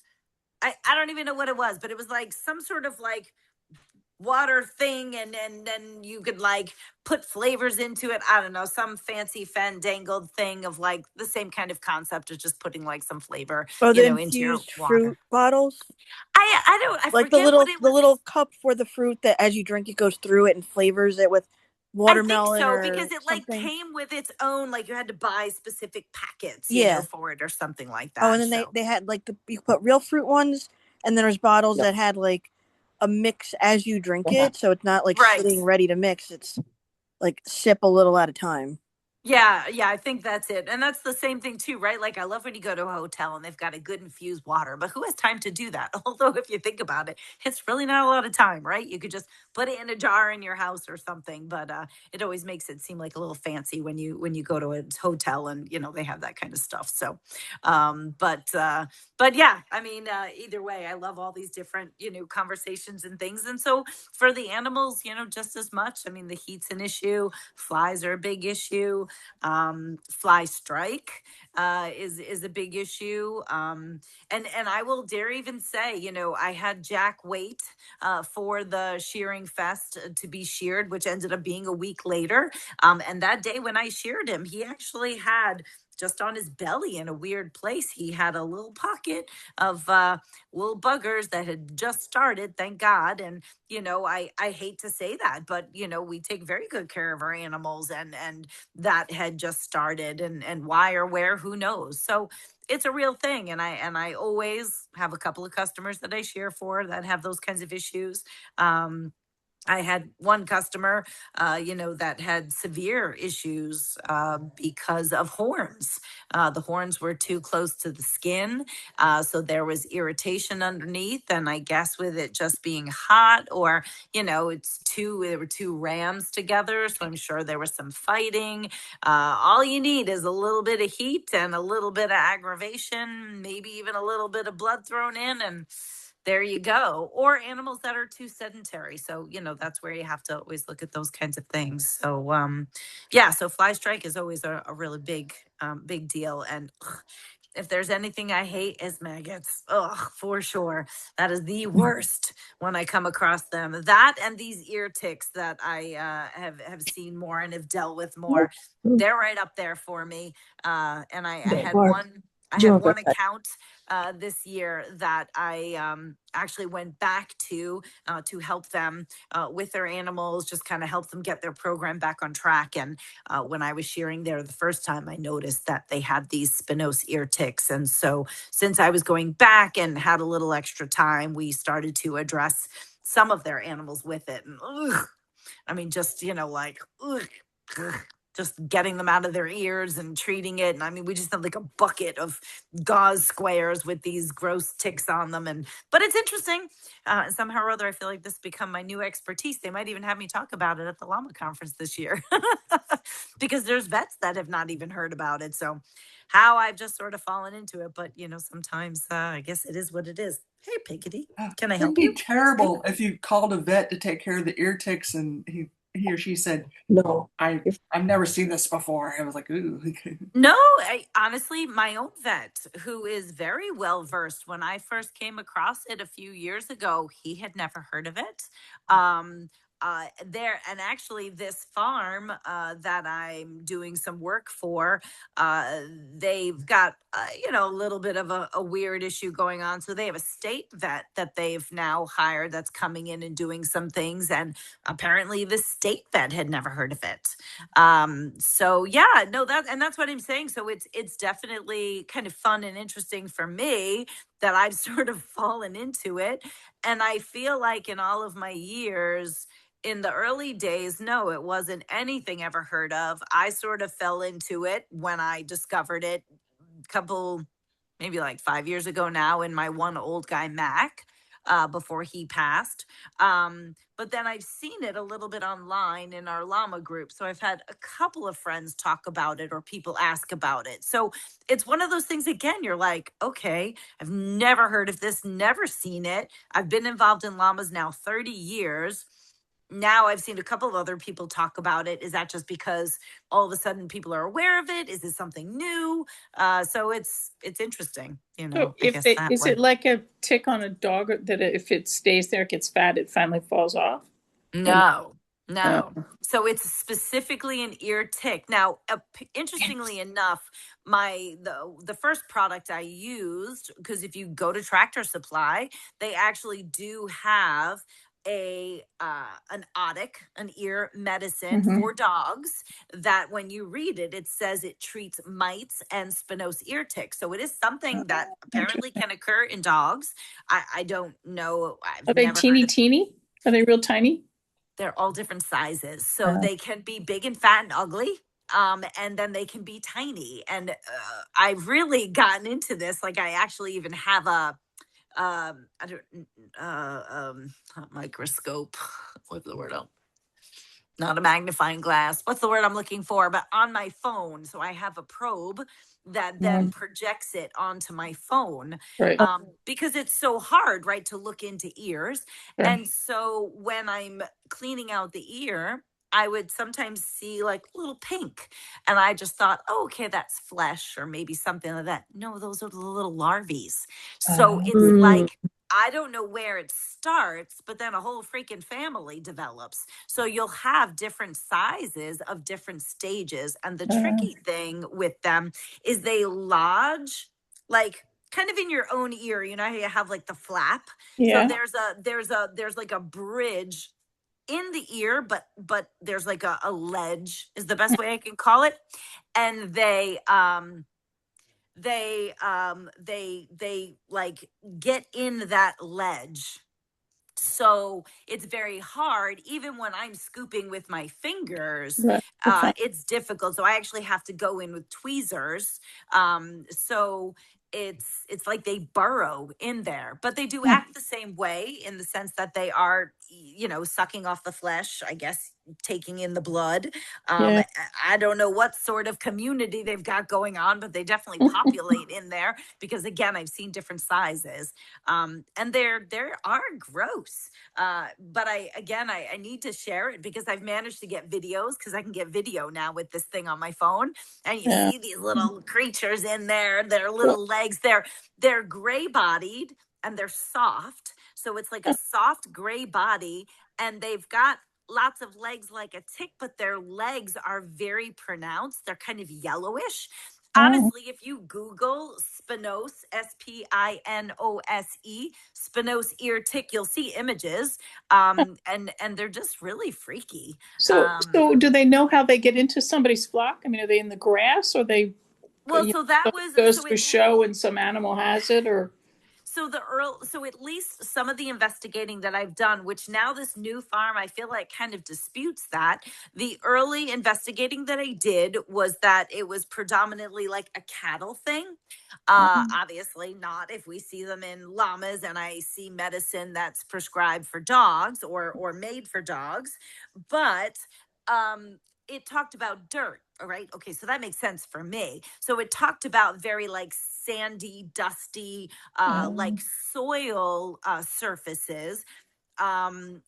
But this other farm that honestly were completely infested, they're all grass. Every area is going to have a dust pile where the animals, right, like roll and wear out the grass. But I mean, I'm a beach, we are all like dry lot. We're all sandy soil. So it makes sense for me. But now that disputes that for me. My thought is, of course, when they're laying, a lot of times when llamas are laying, they're sunbathing on their side, their head is in the dirt, they're laying flat, their head is there. So then I'm like, is that when the creepy crawlies grow in? Like I that part, like the etiology, I think, as they would call it, like I'm not exactly sure of, but I did do some early investigating because I was curious about how we got to this place. The other thing too was that, like, early on, it talked about like maybe animals that were more sedentary or not moving a lot. So when I first discovered it in an older llama of mine, I was like, okay, that makes sense. He's older, he sits around a bit more. But I've had other people talk about it, and I've seen it in babies or my very active younger animals. And then I'll find it in different pens. So meaning I'll have an animal in one pen, but another animal in that same pen doesn't have it. So yeah, I don't really have a handle on that. What I have now done, because I've found enough of it cross spectrum, is that at least this past season, when everybody was getting vaccinated and everything, everybody now gets their ears washed out, flushed out, investigated. And then really I had treated everybody with a liquid ivermectin, which is normally an injectable, but you can put it, you can use it in other ways. So that was something else that I saw. So now I feel like what'll be interesting to see is, now that I've treated everybody, regardless of what I found, right, does it will come it, will back? there be more? Yeah. Yeah, so Yeah. that's where I'm kind of in like phase 2, to see what happens. Right. So yeah, I mean, like I said, I think it's just one of those things that it's like you don't know what you don't know, and now Well, that so, I know it, right. So the other thing I wonder is, like, we like you, we have a little herd of deer at the farm. We have a fox who comes and has her babies every year. Like, we have wild animals that are part of our world. Now, we've not found anything like that in the horses, but I just wonder if it's coming out of the the wildlife that passes through your world. I almost would feel like no, because they have regular ticks on them. These are definitely not regular external ticks. It is specifically an ear tick. It's a different look, similar bug. Like, you look at it and you're like, oh, that's a tick, but definitely different. But who knows? So yeah, like I said, it's gross. It grosses me out because like I said, maggots gross me out. It grosses me out because their legs are so but I find it interesting at the same time too. Yeah, and it's interesting to pass that information along, right? Because other people don't know either, and then all of a sudden you're like, ooh, let me start looking at my animal's ears, Right. and I should say,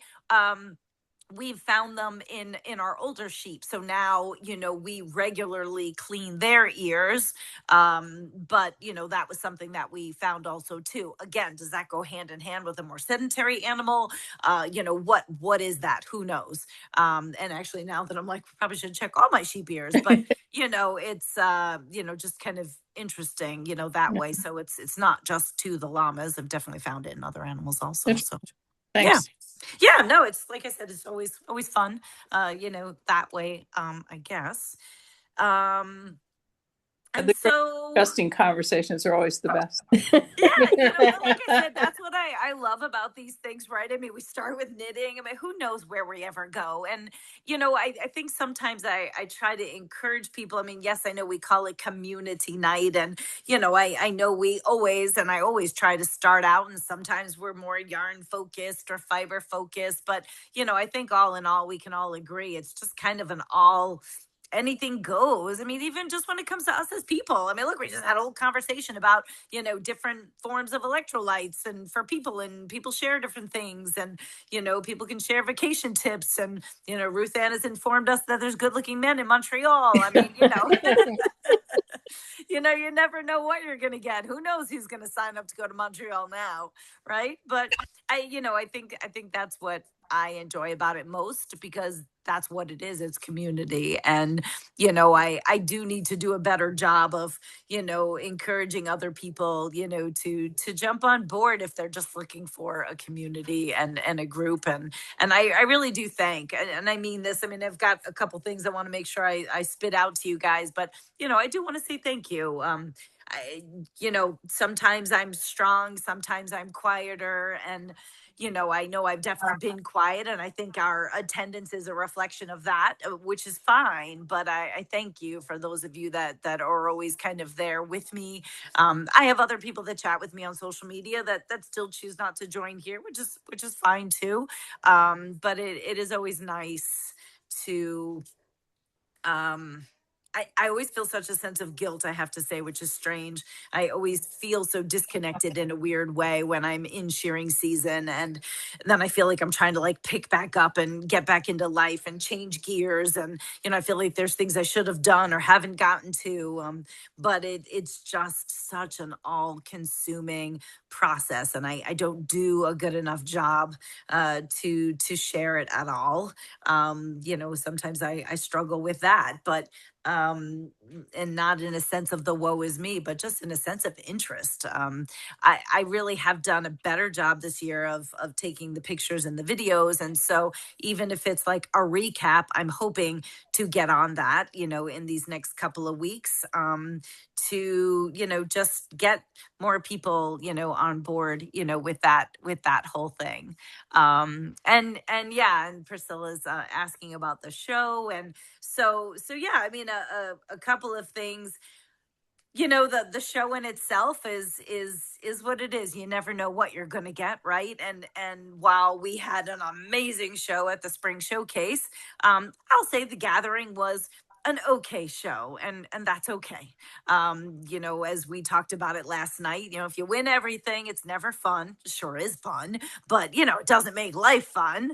But I was tired. Like, I was really tired this year. I picked up a couple of new bigger jobs that kept me traveling literally right up to the week before. So I just came to the show tired, and I felt that. Plus, as we were joking around last night, I need to kidnap somebody's child because we had no help. So it was basically Carol and I by ourselves. We always do the driving anyway. Like, we don't let anybody else drive my vehicle, which is usually what it is. But we'll usually have other people in the truck with us, which, kind of sometimes makes it a little more energizing. I've had Caitlin in the past, so we've got a kid who's useless for driving and conversation, but at least a good workhorse, when we get to the show. I've had Alex with me. That's the other thing. My Kansas kid, she's been with me the past 3 years at the llama show, and basically was my personal slave because I was housing her and taking care of her and feeding her. So I didn't feel bad about that. So yeah, so I think that was it too. It was like, both of us had 5 llamas each. I think she had 6. I had 5. So and look, I don't know how other people do it. I think honestly other people just don't spend as much time like constantly cleaning up stalls and refreshing waters and walking animals and things like that. I think a lot of people, not to their, not judging, but they just leave them in the stalls, and that's that. And I'm just constantly doing something. So there's not a lot of time to visit, and enjoy. But overall, the show itself, right? Like, I took Tully, and he did okay in performance. He wasn't as great as he was in Spring Showcase. But he did good. I think we got one ribbon. There was maybe 20 something llamas in his class, and there was one show that he placed well in, or at least placed. And then I think the other 2 courses, there was like something in each one. He hates things over his head. No matter how many times I put hula hoops over his head, off his head, blah, blah, blah, blah, blah. Anything over his head, he's like, what? he like overreacts. So we had to like duck under something in this one course, and like, he's just so dramatic, and they take that into account, and that's all you need is one little thing, to affect it. And I forget what the other one was. So, but he did great. And Fleece was okay for everybody. We were talking last night, Tully in his halter class. I love him. He's very extreme, but he's short. And this particular judge, which I like big llamas too, though, Tully was little. And so, there were 2 llamas in his class. He was, 2 of 2, and that's fine. It's the same animal we were second to at Spring Showcase, which is fine. So that wasn't anything. I think I was most disappointed with Yahtzee in her halter class, because I really thought she should have done better, and other people did as well, but she was a good girl. She placed, actually, I didn't say this last night, she placed in one of the performance classes where Tully didn't place, which I was like, go Yahtzee. And I can't remember all the placings. I have to get all that stuff written out. So she did great. And then in other news, as we were chatting, I have to share the pictures. She also then took the opportunity to, instead of go through a water obstacle, scale over it, as if she was a Grand Prix llama. And Julie, who's often with us in Community Night, Julie caught a picture. She took a video and she was able to screenshot her in the video scaling this water obstacle beautifully, absolutely beautifully. And not even missing a beat, completely poised, like as if it was what she was supposed to do. Mind you, that was not the case. So that was funny. And she's just a good girl to work with. Mimi is a pain in my ass. So I constantly text Mimi at home and I'm like, your llama is dramatic and I want to kill her. Mimi complains from the moment she gets to the show, like throughout the entire time. She's talking, she's complaining, and just whining, and she's up Yahtzee's ass because, she's attached to her now since the first show. She settles in when Yahtzee has to leave, but otherwise the 2 of them have to be together wherever they go. And at one point I'm like, I'm never taking you to another llama show. And then in the next breath, I'm like, oh shit. I'm like, have you entered in Ohio? So, I'm sure I'll still take her, but she's just a lot. And then in her halter class, like she holds it together for like about this much, and then she just loses her shit, and then she'll like start rearing or jumping, and I really do have to laugh. But she's just a lot. And, conformationally, I don't expect a lot out of her, but I'm taking her for the experience. And she's a good girl regardless. And she knows how to be a good girl. That's the point. I can groom her. I actually sheared her all by herself. At Spring Showcase, she almost killed herself. We had her in the chute to shear her. It took 3 of us. She decided to like jump up, throw herself on the floor, roll over underneath the bar. I thought she was going to die. I was like, I was like freaking out because I'm not good when it comes to my own children. And then at this show, I was able to re-shear her by myself. And she's fine. So, we all grow up, but Lord, she tests my patience so much. And so, yes, she's very dramatic. And Mimi thinks that's funny because Mimi's like, she's very dramatic like me. I'm like, yeah, okay, well, keep your baby. So she was good. Her fleece results were like average. I mean, she had a stellar show at Spring Showcase. So this time she was like 4th and 4th, so that was kind of like that. Who else did I bring? Oh, I brought Sir Arthur. Yeah, I dragged him out. So him and I did really well in showmanship. We did get second behind a younger girl, who's super stellar, but I was like really happy with that. And then he had to compete in masters, so there was only three of us. And I don't practice with my guys. I don't. So you know what? He won the one class out of the 3, and then he got 3rd in the other 2 because there's different things that he doesn't do.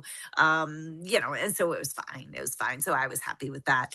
And then our new baby, which I still have to kind of circle back I know Madeline, Katie, is on board with us again. And, some people got involved with Yahtzee, the first time around for this sort of new adoption program that I put together, which is really just a way for people to kind of get in behind the scenes and, feel like you own a little part of a llama and have a little part of the experience. And, I will say it's interesting, the people that got in at different levels and had a bigger experience were definitely the people to jump on more for round 2 versus others. But, I'll continue to get out there and thank people and let people know. So because some people sort of asked to continue on, so it's kind of now like we're going to continue on Yahtzee's journey as we've now added Diamond to the group. And I think it's going to be 2 different experiences, which I'm excited about in that sense, right? Because diversity is what makes everybody learn. He is a very dynamic little man, and by little, he's little. So size is a little bit of my let's see how he grows and develops. Don't know that he's going to grow and develop into what I'm hoping for. But I love his personality. It's very interesting. He's very strong personality for such a little guy, very well adjusted, very well. I mean, the most well adjusted 8-month-old baby I think I've ever met in my entire life, who like got uprooted from his farm, shipped to the show, put in with animals he doesn't know, shipped back home to here, and like really has not missed a beat. And if anything, we are sort of giving him a little bit of tough love to help him learn some boundaries of like, he's not in charge. We are.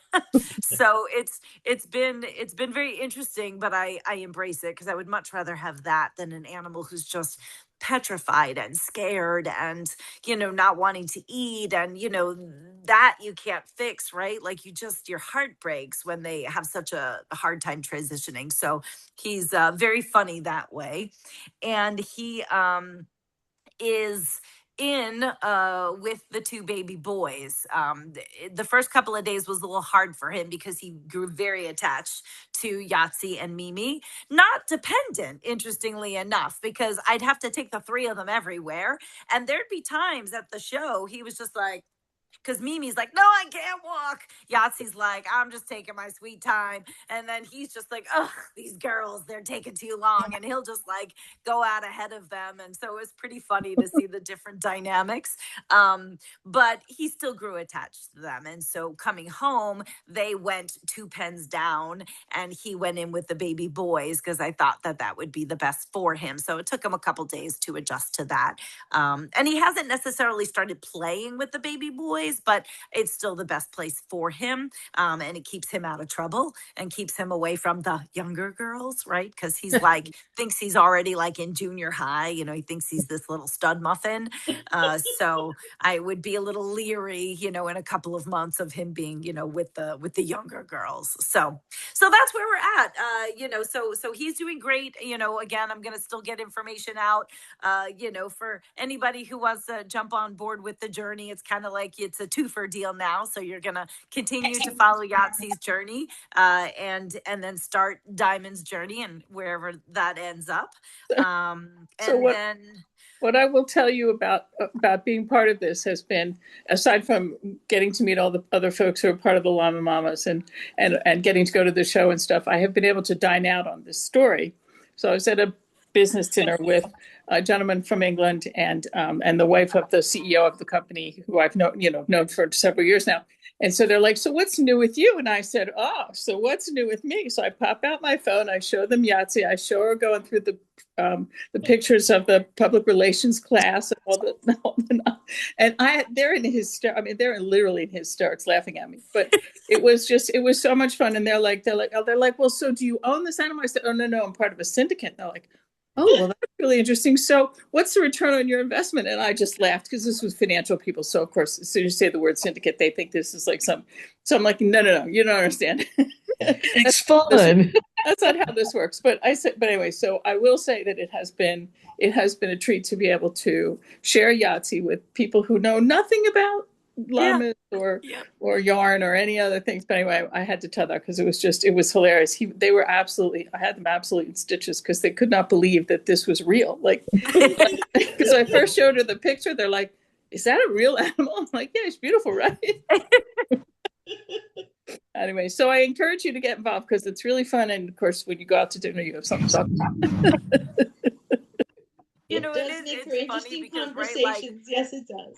Yeah, and that's what I was gonna say. It doesn't, and I've had people at all different, levels comment that, it's so hard for me, right? Because this is my life, versus like for people who it's not their life, but yet you're sort of like, hey, this is a picture of, my llama, and, everybody gets a certificate. And, again, there's different levels. So, yes, some people have gotten ribbons and, yarn, and, this year we've done merch. And so, it's, again, for me, it was just one of those things that threw out there, and obviously, for some people, it struck a chord, and for some people, it doesn't. And we're gonna, there'll always be something else, right?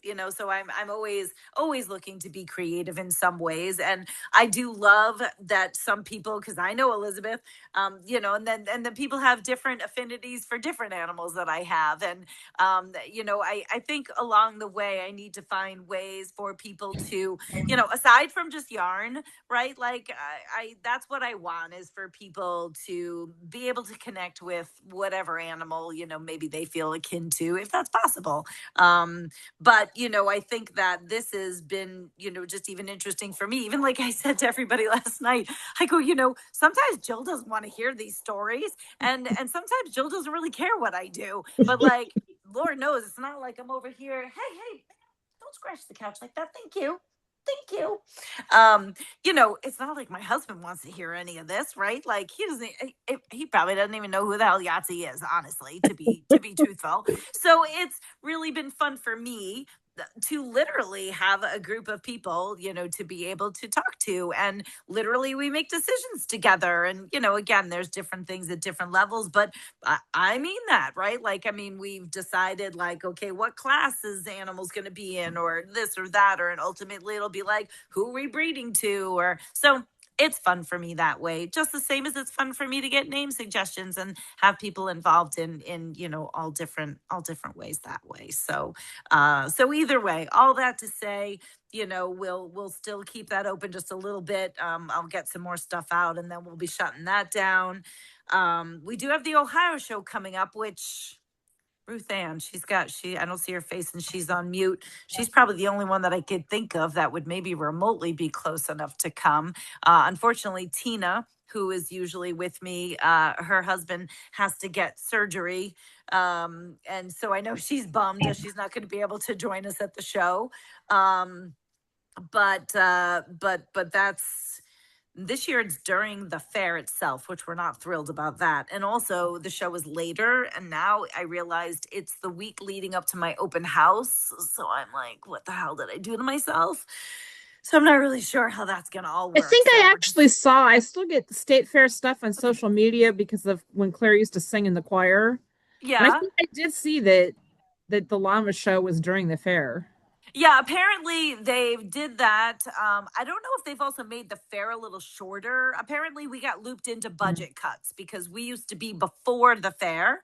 Yeah. And now they've put us in the fair because essentially I guess that means that there's less people that they have to hire for parking or whatever else, to manage things before the fair even opens. We're not happy about it. I don't know how it's going to go. We'll have to see. But I will say, giving a little shout out to my friend Robin, if you've ever heard of Yarn Birds, she has a mobile yarn truck. So she's from the area, and she has an Airbnb, and we're going to be staying in her Airbnb. So she gave us a very reasonable rate for it. So big shout out to her for that. She had asked about, I've been out there when the grocery girls were at her shop. Okay. Which Airbnb is on top of that shop. It's very nice. Yeah. You won't feel like you're in Columbus. It's kind of out. Yeah, it's nice. No, I'm excited about it. And, she had wanted me to do a, like a trunk show, but I'm just like, I can't, I can't do that during the llama show and everything else. So that's, that's kind of the hard part about that. But yeah, so I'm looking forward to that. And for the Ohio show, I tried to keep it quiet because, again, I don't have Caitlin. I'll meet up with Carol and she'll have a couple of her friends. But so Mimi's going again. Yahtzee's going. Diamond's going. Sir Arthur's going. Stewie's going. So I think I'm just taking the 5 of them. I had not entered Evan because he had hurt his leg because he was busy fighting with Belisario. But he seems to be better. And Tully. Tully is going. So maybe I'm taking 6. Anybody want to go to a llama show? Where is this? I'm not kidding. It's in Ohio. Feel free to Where join. in Ohio? Columbus.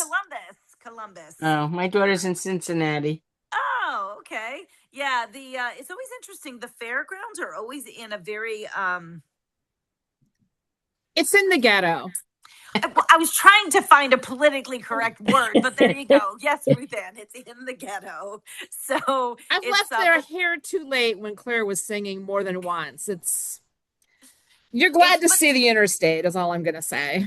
But all fairgrounds I find are like that. So it's interesting. Even for instance, when I went to the Kentucky Derby with my parents, that was in a very depressed area. So I don't know what that is. I don't know if it's just land is cheap or if what happens around it because nobody else wants to live around a fairgrounds. I'm not really sure, but that's a commonality in that sense. But also then forecasting for those of you that are from different areas and especially Ruth Ann, I am back at the end of August, although you'll probably be away then, or maybe you'll be back by then. But what used to be the Pittsburgh Creative Arts Festival. Yeah, they've moved that.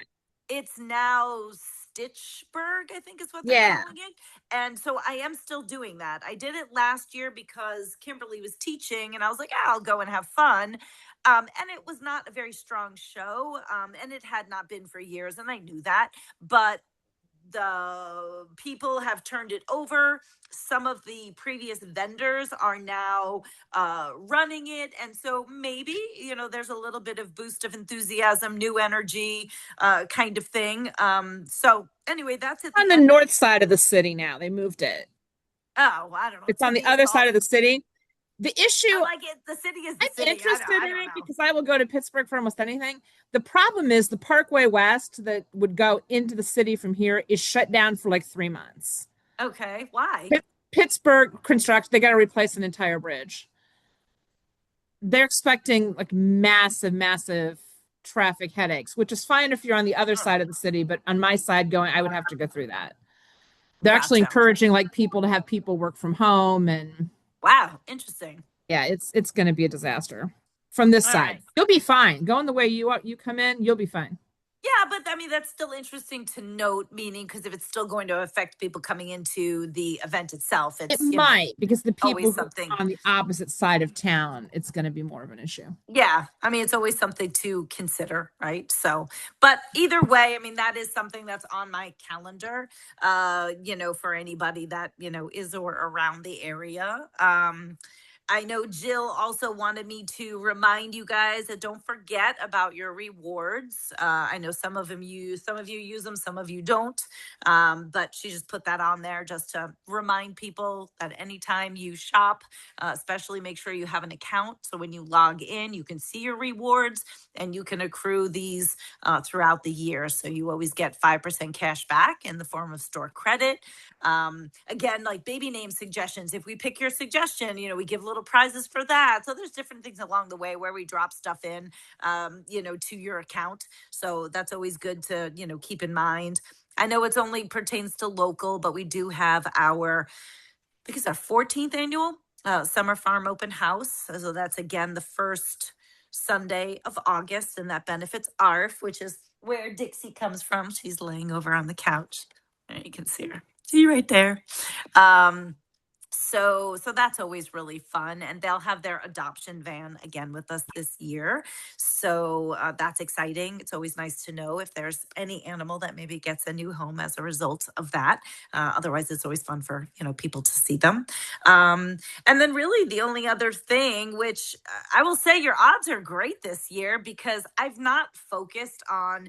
We've not had any dye collabs. We've not had any big projects going on during shearing season this year. other than just, hey, I'm here. And if you're looking for anything or you want to shop, or those that got in on the Adopt a Llama program, but the share and share. So I'm still doing, the share and share tour, keepsake basket. I mean, I've got a ton of things kind of around me. I will probably, before I actually close it, I'm going to spend some time doing some posts of the different people and kind of giving light, trying to do a little better on that this year. That's been going out in our newsletters, but trying to do that a little bit more on social media because people just generously donate things. But that is still there. So whatever you shop, if you remember from the TDOC gift basket, Deborah Lee, who's not with us tonight, she was with us last night. She's baking goodies for her husband's birthday. But she, I think she had spent like $50 and she ended up winning the TDOC basket. So you got to be in it to win it. But for every $10 that you spend, you can have a ticket that goes in for the drawing for the Share and Share Tour gift basket. And again, that's always a menagerie of things, from handmade items from my customers, some yarn, mugs, candles. I'm looking at a plethora of things that are in front of me right now, kind of whatever I can find along the way. And I do still have the beginnings of, kind of, we were saying, like that Advent gift box, whatever the heck I'm going to call it. So, while it would be cool to have had that, during the Share and Share tour, it is what it is. That's impossible for me at this point, but I'd still like to have that come to fruition. I have some things that I've already purchased along the way. I have other things that I want to have in mind. And again, just something fun and different. I know everybody does yarn advents during the holidays, and I know many of you jump in on that. So I'm just looking to do something outside of the holidays, not all yarn focused, but just interesting. Because again, I always think it's so cool, the different people I cheer for and see, and the different things that I'm involved with. So, I hope to still kind of bring light to all of that. And don't forget, I'm always looking for all of your ideas, as well. Anything you want to add to it. I mean, I am going to get back on the yarn train because I know that's all you care about. So, we will get back on a fiber focus. And I'm working on that. I do have new yarn coming back. It should be back by August, so we'll be in full gear for spring. So I'm excited about that. And some other things, coming down the pike. So I've been slowly but surely working on things behind the scenes, and who knows? I never know what I get to cook up when I get a little bit of energy back. That's, I'm still waiting for that. That's for sure. So I always feel like there's a little bit of a lull, and then I'm like, shit, I slept too long. I got to get going, and then you just get right back into the rat race. So that's where I'm at. So it's like, yes, I know. And I need to as well. I've got, what do I have tomorrow? I had to shear early this morning. I am still shearing. I should hopefully be done by next week, I hope, which that means I'll be ahead of the game. So I did something right this year, because I think I was shearing into early August last year, but looking to hang up those shears at least for like a month before I have to start again for the fall. So that'll be a good thing. Next month is August, and I think Community Night's going to fall like around my birthday. So make sure you guys join me for that. Not that I care about my birthday, but it's always fun to celebrate it with you guys. So that's August 12th. So I think usually it kind of falls around that time. So look forward to catching up with you guys then. And the cool thing is that for the most part, I chat with you, and most of you, on a regular basis, or hear from you on social media. So please don't ever think I'm too busy. I love the text messages. I love hearing from people. So, keep in touch. And that's what keeps me going. I say that a million times, and I absolutely genuinely mean it. You guys keep me going. Sometimes when I don't want to, I put one foot in front of the other for my community and for everybody that I love out there. So I appreciate all of you guys. And thank you for, as always, the interesting conversations in many different directions. So I know I've already got some text messages of people following up on stuff. Anything from tonight you want to drop me a line or let me know. I love it. And I love seeing all your smiling faces more than anything else. So All right. With that, guys, have a Night. good Good night. night. Everybody, good night. And love you all and be well. Have a great weekend. Oh my gosh, I got to fill you in. Don't let me forget, too. The next time I'm going to have to tell you about my July 4th escapades with the animals. Nobody even asked about that. And I totally forgot. But that'll be a whole nother project. But let me tell you, it was good. We had a little bit of neighbor conflicts around here. So I'll have to keep you guys in suspense for that one. So, but all the animals are good, and that's what's important. That's good. All right. Bye. Bye-bye. Bye, guys. Have a Bye. great night. Night. I gotta figure out how to end this. You might be on all night. Bye, guys.